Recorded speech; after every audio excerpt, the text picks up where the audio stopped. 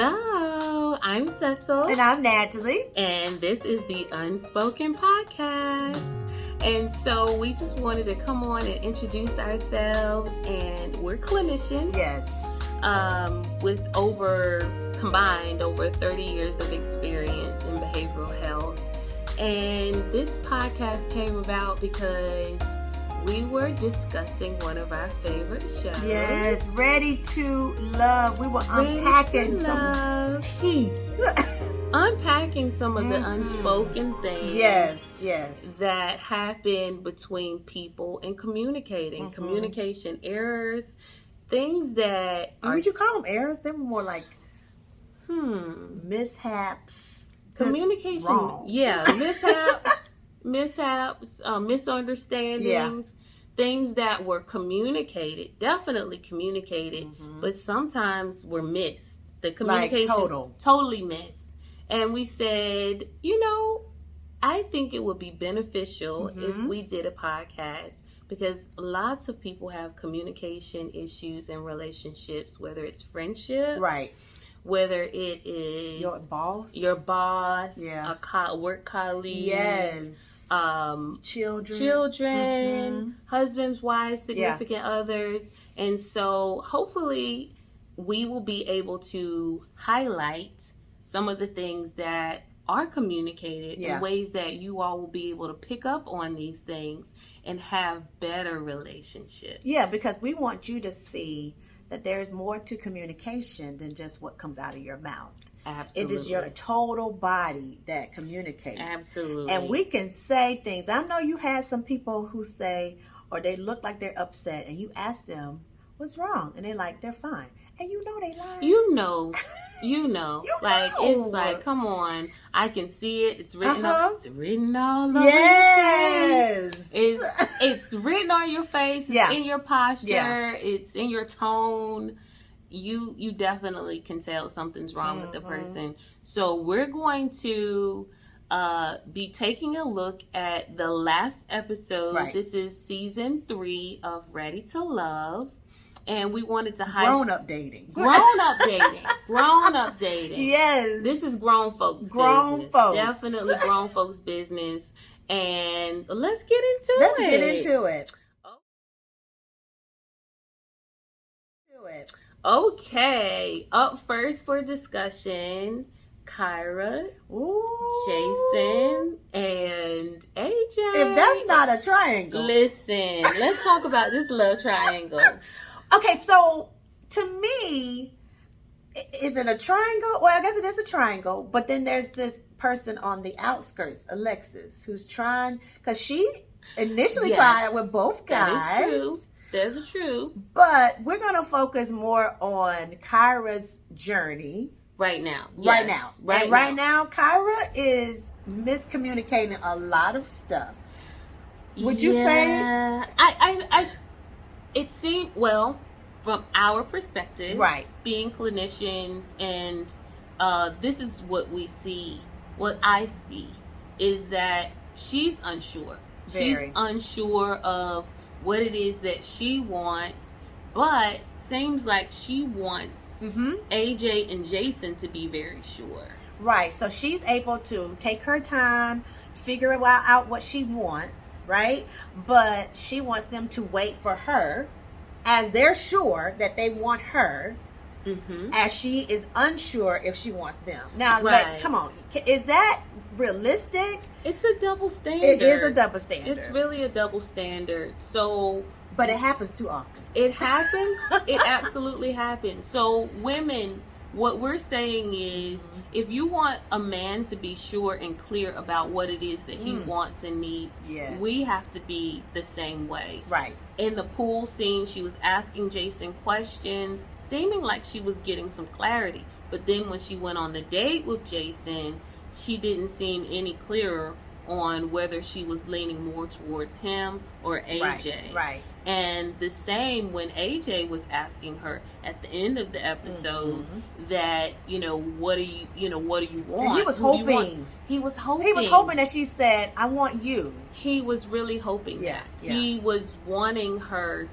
to make a decision. And she keeps saying, I don't want to make a a quick decision like this? Well, sis, it's been how many weeks now? It's been enough weeks for you to know which one you're leaning more toward. Right. What are you feeling? What are you feeling? Yes. You know, when you're around a person, what is it that you're feeling? What are you thinking?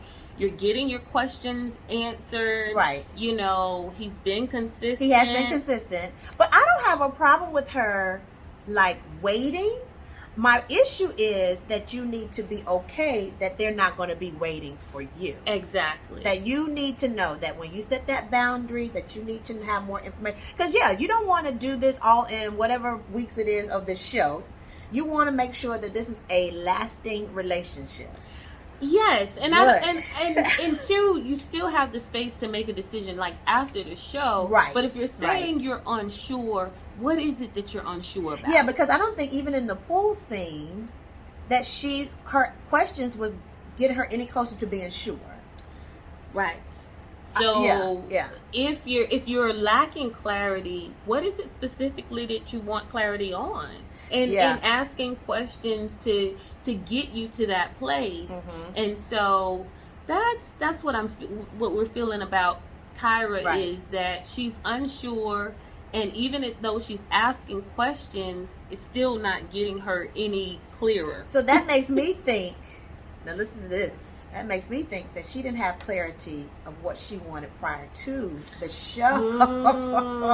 Because if you don't already know what you're able to bring to the table, what you possess, what you want somebody else to possess, then how would you have good questions to ask if you are unsure from the... So, ladies and gentlemen, there it is. I'm just saying. There it is. Know what it is that you want. Yeah. Like if I'm going towards a destination, I have to know when I'm leaving, what route I'm going to take, what vehicle, what transportation. I have to know. Yeah. So in life, if we know what we want, then it's easier to make a decision. It is. Is this person... Because it'd be clear. Does this person align? Come on, align. With yes. what it is that I want for myself? And if it's a no, it's just a no. Yeah. So, and your list should not be superficial. And your list should not have anything on it that you don't have yourself. Because we want to bring two whole people in a relationship. Not two broken people bringing in baggage and stuff like that. We don't want that. We want whole people. So if you're not clear, we can't help you. Right. Which is funny because in one of the previous episodes, Kyra mentioned that she was kind of taken aback by AJ not paying for a drink or not picking up the tab. Right. You know, so she, I guess, had some financial concerns. But her ex said that he had financial concerns with her. Sis. Yes. That's a full circle moment. So is that a double standard where you have financial concerns about his finances, but your own ex had some financial concerns and said, well, maybe she don't know how to manage. Right. Like, she's making the money. Right. And he said that maybe Jason could help her with that. But anyway, so that's the whole... Yeah, that's the triangle right there, y'all. Triangle with Kyra, what our perspective is. And, you know, hopefully with this upcoming episode, she'll have more clarity. I hope so. So next, Joelle and Vernisha. Okay, first of all, do we all love Joelle? I mean, I love them as a couple. But I was a little like shocked. Let me just be real. When Tommy asked if you had to leave today, a couple episodes back, he said Kyra. And maybe it's behind the scenes and we didn't see it. But have you ever seen him interact with Kyra to that level? No. I think he was just being Petty McPatterson because he did say that before that man cave situation, they had a misunderstanding. And I think he was nervous about her being clingy. And I didn't get that vibe from her. Did you get that vibe that she was clingy? I didn't get that vibe from her at all. That wasn't clear. But what was stated was that they had arranged, I guess they were going out to dinner. Right. And he said that he would call her. Right. And it was getting late, getting closer and closer to, it was past the time I think that they were supposed to meet. Right. And she said that she called him, but he was still working, and he assumed that she understood that he was still busy. Okay, gentlemen, if you make an arrangement and you're going to meet somebody at a certain place at a certain time, and it gets closer to that time and you're not finished, it's just a courtesy call, courtesy text message, something. Anything. Because sis was hungry. A bird, a pigeon. A smoke signal something. Or something. But sis was hungry. She's like, I'm calling because I'm hungry. Now, you know how we are. When we get ready to go out to eat, we make sure that we got enough. We're hungry enough to eat, so we don't eat a lot beforehand. Right. So she was hangry. Yeah, she was probably like, okay, I'm ready to eat now. Right now. Right. I'm not going to spoil my appetite. Right. So if we're still going. So there was some miscommunication there. Yeah. And he got in his feelings thinking, oh, is she going to be controlling or clingy? And he even asked her ex, is she clingy? He said no. But he still didn't come back and say, you know what? That bothered me. That bothered me. Yeah. And he didn't tell her about the choosing Kyra. No. So it kind of blew up in his face. Where she's like, oh, he said Kyra. So she was very upset about that. And understandably, because it wasn't like the night before he didn't have a chance, blah, blah, blah.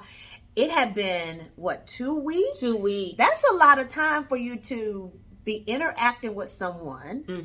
And then I thought it was a little messy, but with Amber saying what she said, it was like, she did kind of blow. It was a little bit. She kind of blew the spot and then she dropped the mic and walked away. But it needed to be said. Yeah. It really needed to be said. And she was upset, rightfully so. Right. But I like how Chris is like, I am my brother's keeper. I hear what this woman is saying. And she's hurting. Let me go in here and say, bro, can you get this together? Because she's not feeling it right now. Do you think Joelle was kind of naive to the fact of how bad it hurt her? Like, I thought she was very clear, but for Chris to have to really say, bruh, she's out there. He missed hurting. It. He still missed it. Yeah, I think so. Yeah, I think so. He missed it. And so, if that's a lesson in where your bros, right? Yeah, where your people. Where are your people who are holding you accountable? Yeah. And I love that Chris came in and said, if you want to be with her, you need to get this together. Yes. And so also, like, have a circle that is going to give you some wisdom, right? Yeah. So that was very important, and he did. He went to her. He apologized. Yeah. He said, I understand. You're right, and they're working through it. Yeah. So just being honest, owning your stuff, humbling yourself. Yeah, because we make mistakes, but everybody makes mistakes. Just own it, and it makes it better. Now that reminds me of owning your mistake. Let's go into a friendship that we didn't realize, at least I didn't realize, that was as deep as it was with Amber and Alexis. I didn't. Did you? We pray together. We pray partners. We talk all the time. So wow. Yes, and yes, and Alexis was very emotional, and explaining to Amber how she felt betrayed.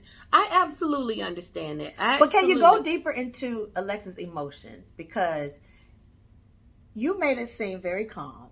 But Alexis, she was going off. Sis was like, the neck and all of that, all of that, which can be perceived as hostile and aggressive, a little bit, and aggressive. Like, oh my God, she had an audience. You about to take your earrings off and fight me. Yes. And so I believe Amber handled it very well. Okay, because we're gonna show you a clip of how Amber, like, she did it the feminine way, the woman way, feminine energy, grown up, very calm, and really prevented it from escalating more, because it could have been a situation where did get more heated. Yeah. If she had to match that energy. Wow. Okay, so we're going to take a short break to look at this clip, and then we're going to come back and we're going to unpack the unspoken. I feel betrayed by you as my sister in Christ. When I told you everything, I don't talk to anybody else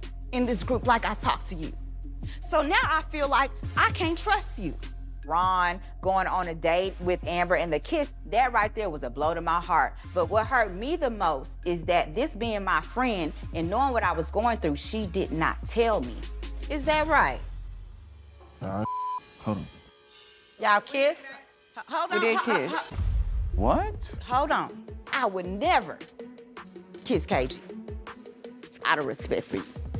I wouldn't do it. We have all done stuff. No, it's different when my heart was poured out to you. You know the story in the background concerning him, and you still go do that. But let me explain. But explain, because I'm giving you this moment. Give me the But this is where opportunity. this passion comes, And because I understand that's messed that. up to me. I understand that. Okay, for one, it was not a date. I took my friend out because he was getting deployed. Ron's like, I got this place, I'll get y'all in free. It wasn't like a setup date. Ron and I barely even talked. He kissed me, we kissed, whatever. I can't wrap my mind. It's like, that's the girl code, yo. Do y'all not understand what y'all not telling us? No, I definitely... And coming into something blindsided. I definitely understand that. Don't get me wrong. I understand the perspective. To be honest, I wanted to tell you, but I knew that the real reason that you did not want to, that you were conflicted with Ron was because of their prayer. It looks bad, and I understand your frustration with that, but you were gonna make a decision off of something that happened that night that meant nothing. I would not call that a date. I went to a place with my friends. Yes, Ron did kiss me, and I permitted that to happen, but it didn't spark anything. Nothing changed. It wasn't that big of a deal. Okay, so I hope my girl Alexis was clearly upset. And blindsided, I would say. She was, and rightfully so. And so we don't get us wrong. We're not saying that you're not supposed to express any emotion. Yeah, of course. Yeah, definitely. When you're upset about something, we just don't want it to be lost in translation with all of the, you should have done this and that, and sometimes the message can be lost with all of that. Which is all the unspoken communication. All of the unspoken Which is not what you want. No, this is not. And in before you're communicating, what is it that I want to get across? I want the person to understand that I'm upset. Oh, so you have goals for your upset. Okay. Right. Okay. I do want the person to understand that I'm upset, but I don't want them to shut down. I don't want them to feel attacked. Right. I don't want it to come off as hostile. Yeah. Where they have to be defensive and put their guard up. Right. And so she was very emotional. But Amber did not match that energy. And it calmed the situation all the way down. Peace be still. Peace be still. And she did. She acknowledged. She said, I understand. Yeah, I see your point. Yes. Oh, so she validated her feelings. Listen, people want to be seen. People want to be heard. People want to be understood. Right. And Amber did all the She did things. all that. And it might have been some editing. We don't know. But it seemed like her calm voice, her acknowledgement was like immediate turnaround of that atmosphere that was a tsunami. And this is what I say in therapy all the time. An apology is equipped with understanding. Right. Say, I understand. I understand. Right? Yes. Acknowledging how the person feels. She did that. I understand how you feel. And she apologized. So is it an understanding when someone may say, I understand, and if you took it the wrong way, then is that validated? No, that is not an effective, and that's not a healing apology. What kind of apology would you describe that? It's dismissive. Yeah, it's not taking ownership. Well, if you felt that way, I apologize. I'm sorry you felt that way. Oh my God. I'm sorry you took it that way. Yeah. No, I received it how you took gave it to me. Yes, right? yes. So it is acknowledging the person's feelings. Mm-hmm. I know you're upset, and I understand why you're upset. I can see where you're coming from. Amber she did it. She did it. She was calm. She was cool, collected. Yeah. She said that Ron approached her and kissed her at her event. Like, what, she was taking her boy She out. was taking her friends out who were coming into town. Yeah. And he was there. Right. He was at the venue. Right. And he, came onto her. Right. And basically presented it to Alexis in a different different light. Right. Like, they planned a date, they went out, they kissed, they did wasn't all of that that at all. And that shows some pettiness on Ron's part. Yeah. Ron, boo. That could have been done more maturely. Yeah, that was petty. Acknowledge your disappointment, but this tit for tat, you got me, I'm gonna get you. Right, yeah. Yeah, we're grown. Grown. We're grown for that. Too grown. So, but, applause to Amber for handling that situation and de-escalating the situation. Right. So, that's an example of how to deal with conflict. Yeah, within your friendships. Within your friendships. And I thought that was an excellent example. Excellent. Of how a situation can be diffused. Right, quickly. Yeah, quickly. Because diffused. she didn't even justify it. She said, this is what happened. That's it. Ron got it incorrectly. Mm-hmm. And I'm going to take, and then, did you see how quickly Alexis shifted too? She was like, you know what? Thank you. We cool. And even at, during her little interview, one-on-one interview, she was like, I really appreciate how Amber womaned up. She did. She did it. She did. So it's easier for us to calm the situation and then get clarity. Because I think at the end of the day, that's all we want. That's all we want. We want to be heard. We want to be understood. We want to be seen. We want to be acknowledged. And Amber did a great job in doing that. Right. So, Alexis and AJ. I feel bad for Alexis. And I feel bad for her because I think she's ready, but I think she still has some hurt feelings. And she wants someone to choose her, which is, he who finds a wife finds a good thing. We believe that. But I think maybe she might be going about it wrong or expecting something that's not there. And I think some of the men have actually pointed it out. Yeah. When she was like, in the beginning, am I your number one? Am I your number? Because I'm not anybody's side piece. And when this is a dating show. Right. So everybody is getting to know everybody. Right. And I think it's off-putting or people feel put on the spot when am I your number one? When we're all still kind of getting to know each other and gathering information. Right. And I think you made a good point off camera that she was being more of a masculine energy. It's more masculine energy when it is, am I your number one? Because I want to make sure, I want to be clear. When it's kind of aggressive. It is. It comes off as aggressive. I remember in one of the scenes, AJ go on, whoa, whoa, whoa. When you are saying whoa, whoa, whoa, it's like slow down, stop, pause, back up. Right. Well, my space.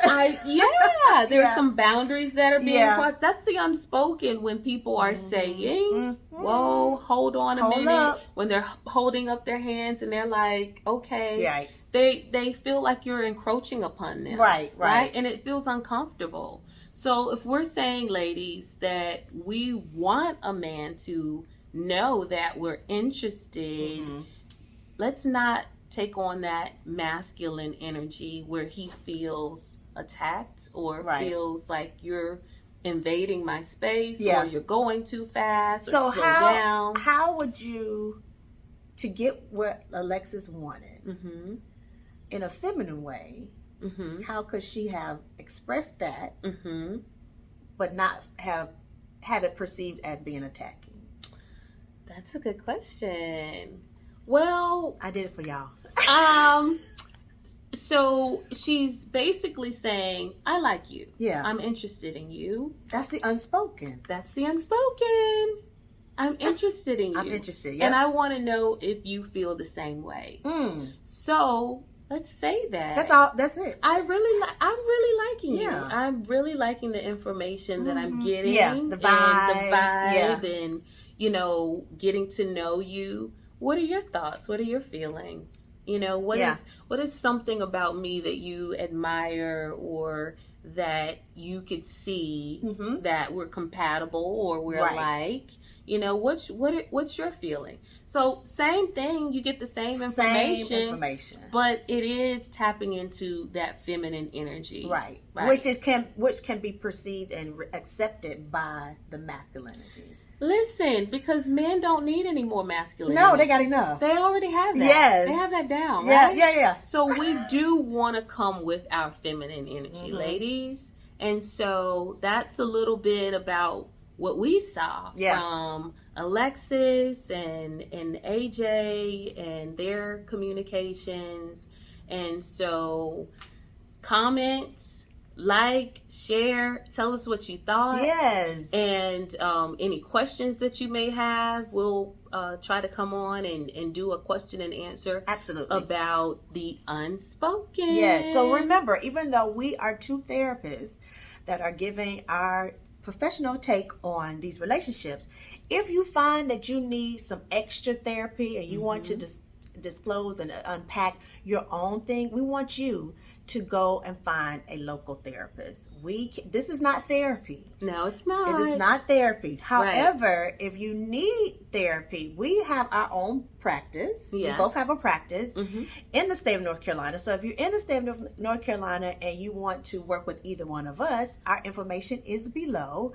But we really want, if you really want to unpack and get to a better place before your next relationship or while you're in a relationship, please go see someone in your area that can help you be able to show up the way you want to be shown up. So absolutely. This was fun.